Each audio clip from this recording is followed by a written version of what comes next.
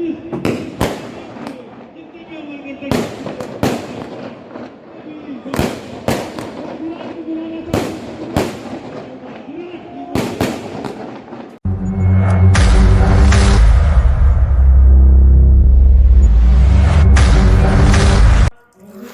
Guys, welcome back to my channel Tripti kitchen and blog. তোমরা সবাই কেমন আছো? আশা করছি তোমরা সবাই ভালো আছো। আমিও বেশ ভালো। সকালে আমি নাস্তা বানিয়ে এদেরকে খেতে দিয়ে চলে যাব একটু মন্দিরে। শুনতে তো পাচ্ছেন আপনারা কীভাবে মন্ত্রগুলো সকালবেলায় উঠেই বলা হচ্ছে। তো মন্দিরে যেতে মনটা খুবই কাঁদছে। তো প্রথমে এদের নাস্তাগুলো দিয়ে দিই, তারপরে চলে যাব মন্দিরে।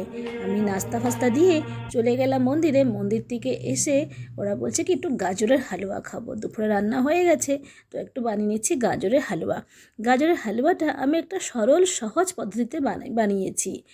আমি আগে গাজরকে গ্রেট করে ঘি দিয়ে ভেজে বানাতাম। তো এখন একটা পদ্ধতি আমি পেয়েছি একটু গাজর সেদ্ধ করে। তো আমি কুকারে একটা সিটি মেরেছি গাজরটাকে। তো সিটি মেরে ঠান্ডা হয়ে গেছে। আমি কড়াইতে সামান্য তেল দিয়ে ঘি দিয়ে কাজু কিশমিশগুলো ভেজে নিয়েছিলাম, আর কিছু কাঠবাদাম ভেজে নিয়ে উঠিয়ে দিয়েছি। ওই তেলেই দিয়ে দিলাম, মানে ওই ঘিতে দিয়ে দিলাম গাজর, সেদ্ধ করা গাজর সামান্য দিয়ে আর একটু ঘি দিয়ে দিয়েছি, প্রয়োজনের মতন ঘি দিয়ে দিয়েছি। তাতে কি হবে, ঘিটা আমার পুড়েও যায়নি, বেশ বাসনাটা ওর বেশ ভালো থাকবে। তো ওইখানে আমি সামান্য ম্যাক্স করে রেখে দিয়েছি। ম্যাশ করার পরে আবার একটু বেশি করে, মানে অনেকক্ষণ ধরে হালকা হাতে দিয়ে ভাজবো। গ্যাসের ফ্লেম লো টু মিডিয়াম থাকবে। আমার হাজব্যান্ডের ফরমাইশ যেহেতু গাজরের হালুয়া, তো আমি একটা নতুন পদ্ধতিতে গাজরের হালুয়া বানাচ্ছি। সেদ্ধ করা গাজরকে বেশ খানিকক্ষণ ধরে ভেজে নিয়েছি। তারপরে দিয়ে দিয়েছি প্রয়োজনের মতন দুধ। তারপরে দিয়ে দিলাম কাজু কিশমিশ আর কাঠবাদাম, আর প্রয়োজনের মতন চিনিটা আপনারা কম বেশি দিতে পারবেন। আমি গাজরটা সামান্য 1 চিলতে নুন দিয়ে সেদ্ধ করেছিলাম। আপনারা 1 চিলতে নুন দিয়ে সেদ্ধ করে দেবেন। বেশ খানিকক্ষণ পরে ফুট চলে এসেছে, কিন্তু আমি ফুটিয়ে ফুটিয়ে শুকিয়ে দেব, অনেকটা শুকাবো। এইভাবে এই পর্যায়ে আমি বানিয়েছি গাজরের হালুয়া। কিন্তু খেতে কিন্তু খুব সুন্দর আর দারুণ টেস্টি হয়েছিল। আমি খেয়েছিলাম। পরের ভিডিওটা আমি আপনাদের আরেকটা ভিডিও শেয়ার করে দেখাবো, যেটা আমি গাজর গ্রেট করে বানিয়েছি, আর এটা আমি গাজর সেদ্ধ করে বানিয়েছি। কিন্তু বিশ্বাস করুন, গ্রেট করা গাজর থেকে সেদ্ধ করা গাজরের হালুয়াটার টেস্ট বেশি হয়েছে। তো এইখানে আমার রেডি হয়ে গেছে গাজরের হালুয়া।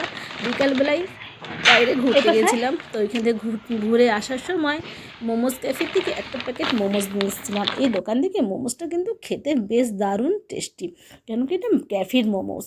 তো এই ক্যাফের মোমোস খেতে খুবই টেস্টি। আমি খাই না, বিশেষ করে আমার বাবুসোনা খুব পছন্দ করে, তো সেই কারণে কিনে নিয়ে এসেছি। তো আমার বাবুসোনার তো পেয়ে খুবই খুশি। वाओ म्यूनीज, क्या निकाला? अरे चटनी, खोलो खोलो, फाड़ो इसको फाड़ो। अरे वाह, ये मस्त निकला निकला, खाएंगे। खोलो खोलो मोमोज खोलो।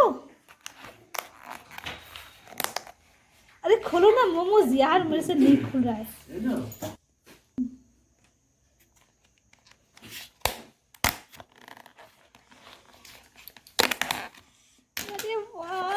कौन सा मोमोज है ये, दिखाओ तो। ये कौन सा मोमोज है? मोमोज है चिकन मोमोज। वाओ, इसको रखते हैं।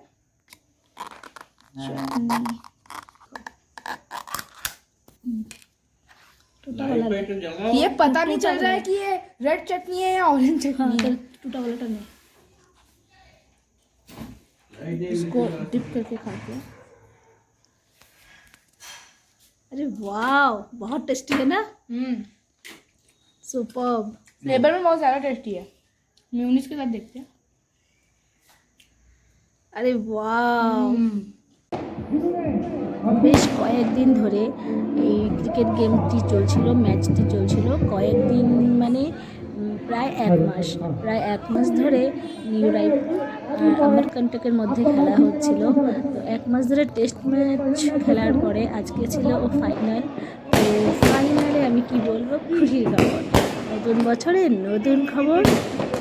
আপনাদেরকে খুবই সারপ্রাইজের মতন লেগেছে। তো এইখানে জিতে গেছে নিউ রায়পুর, আর আমিও ভীষণ খুশি, কারণ ফিল্ডের পাশে আমার ঘর, আমি বসে বসে ব্যালকনিতে খেলাটা দেখি। আর আজকে আমি মানে খুশি হয়ে গেছি যেহেতু নিলয় পুজিতে গেছে। আর আশা করছি আজকের এই ভিডিওটি আপনাদেরকে ভালো লেগে থাকবে। যদি ভালো লেগে থাকে তাহলে লাইক শেয়ার সাবস্ক্রাইব করতে নিশ্চয়ই ভুলবেন না। আর যারা আমার চ্যানেলে নতুন তাদের কৃপা দয়া করে আমার চ্যানেলটি সাবস্ক্রাইব করে দিন। আমি নিয়ে আসবো নতুন নতুন ভিডিও, নতুন নতুন রেসিপি, নতুন নতুন ব্লগ। তো আজকের জন্য ভিডিওটি এখানে, দেখা হবে আগামী কোনো পর্বে, আগামী কোনো ব্লগে। ততক্ষণে আপনারা সবাই ভালো থাকুন। Tata, by.